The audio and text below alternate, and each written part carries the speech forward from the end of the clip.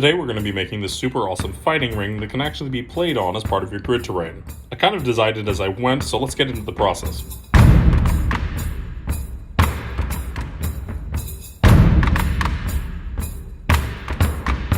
I started off with a half-inch thick piece of XPS insulation foam. This stuff is super cheap and you can usually find large quantities of it at your local hardware store. Most real-life fighting rings are between 16 and 24 feet on each side, and I wanted to make sure this thing was big enough to be easily playable, so I opted for going with a 5x5 inch square for the top here. Figured that an in-game dimension of 25 feet width and length would fit what I needed perfectly. I don't currently own a hot wire, which I know would have made cutting this thing a lot quicker, but honestly, so long as I made sure my blades were sharp, I didn't run into too many issues with just cutting it out by hand. After I'd made sure the cut was as square as I was going to get it, I started marking out the edges of my grid pattern. This isn't a necessary step, as you can totally make this without worrying about a battle grid at all, but my players and I personally prefer utilizing the grid for combat. Please feel free to disparage my ancestors in the comments below for such a vile heresy. While you're down there, feel free to drop a like and a subscription for the old ones.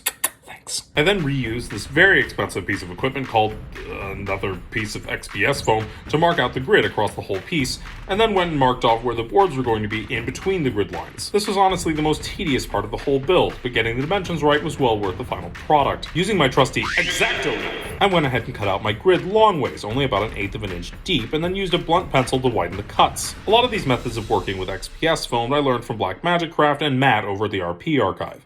If you haven't already, definitely check out their channels when you get a chance. They do insane work. The next couple of steps can be done in any order, but I marked and cut along the sides of the piece where the bottom of the boards were going to be, and then finished cutting out all of the individual boards on the top. These I widened with the pencil as well, but went a lot lighter with it this time. I wanted the main grid lines to be the deepest and most noticeable on the finished product. Lastly, for the boards, I went in and cut every other line going in the other direction, making the boards have a staggered look. I wanted the lower sides of this thing to look like a wooden frame underneath all this, so I went in and cut it to look like heavy beams that ran along each edge, and then I could move on to the details. Used a really cheap toothpick to put a single nail hole in each of these little boards. Took forever, but I genuinely think that it makes the piece look a lot more grounded and real. For the next step, I broke out the mask. Given the current state of the world, I'm sure you have a couple of these things lying around, so it shouldn't be too hard to find. I used this metal brush I bought, again from my local hardware store, and scraped the tops of the boards, the sides, the ends, everything that was going to need a good woody texture. You don't want to breathe in the little particles from this, so wear a mask, yada yada. Now I needed to work on the 4 corner posts. I wanted these to actually be visible both on top and below the platform, so I went about cutting out 4 smaller 1/4 of an inch thick posts, sticking toothpicks through them for added support, and then measuring out where I wanted them to punch through. Wrestled with this for a little while, but finally settled on cutting holes 1/4 of an inch in from the edges of the corners. This is where the X-Acto knife came back into play. I have this squared off bit for it that was perfect for cutting down through, but it definitely took some time to do without damaging the work I'd already done. Pushing them through, they looked pretty good. I measured them to be sticking out the length I needed and then chopped off the excess toothpicks. The last big section is the main base underneath the platform. This took a number of cuts to get to the right size because I wanted it to be slightly smaller than the square of each of the 4 posts. Doing this by hand was difficult. I ended up having to remeasure and recut multiple times, and even then it didn't come out perfectly. Still, at the end you wouldn't really be able to tell once all the paint and wood textures were applied, so I just plowed on ahead. Finally, I had to cut it down to where it would fit, and even had grooves at each of the 4 corners for the posts to slide into.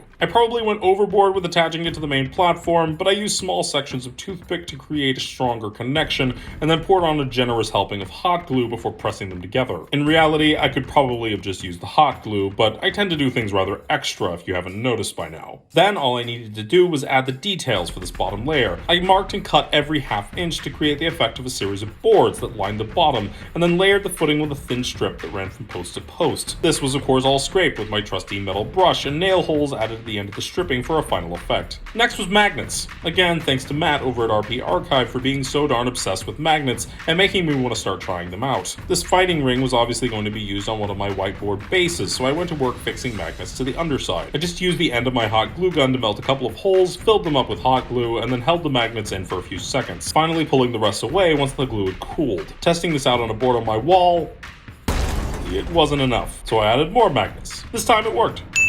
I made a little set of steps to get up into the ring and overall look cool, and then we moved on to the painting part. Now, I'm no master miniature painter. For now, you're going to have to go to other channels for that kind of thing, but I'll go through what I did to paint this up. I started with a thin layer of Mod Podge to harden the foam and make it more durable going forward. This also helps to keep it preserved during use. I'm not sure how many times I'm actually going to be using this fighting ring, but I'd like it to be around for a while. Then, once that dried, I followed up with a gray base coat. All of my paints that I'm using in this video I'll list down in the description. Found them all on Amazon for a pretty decent price. Next was a dark brown. I wanted this ring to look like it was made of old reused wood, so this grayed out look was perfect. Followed that up with some minor tan dry brushing and then poured in some very dark brown wash to bring out all those tiny little grooves and details. And now we're getting very close to the end. The last piece of the puzzle here was the ropes in between all the posts. I opted to go for just 2 between each and actually ended up just using the same rope I used for making my health potions. Hot glued them in place and bam, this looked really great, and at the end just brought a lot of character to the ring and made it look really complete. And that's about it. I ended up printing out a piece of fabric texture with a grid overlay to line up with the pattern on the ring itself. I think it adds a bit more variety to the piece, but this is totally optional. This is one of the first times I've ever worked with XPS foam on a project like this, and I'm pretty happy with the result. It's going to make for an interesting set piece at the very least. Have any of you ever made something like this? Let me know in the comments. I'd love to see any examples or hear any tips you guys have on how to improve in the future. The great old ones demand nothing less than absolute perfection, so you'd be doing me a huge favor. Okay, bye.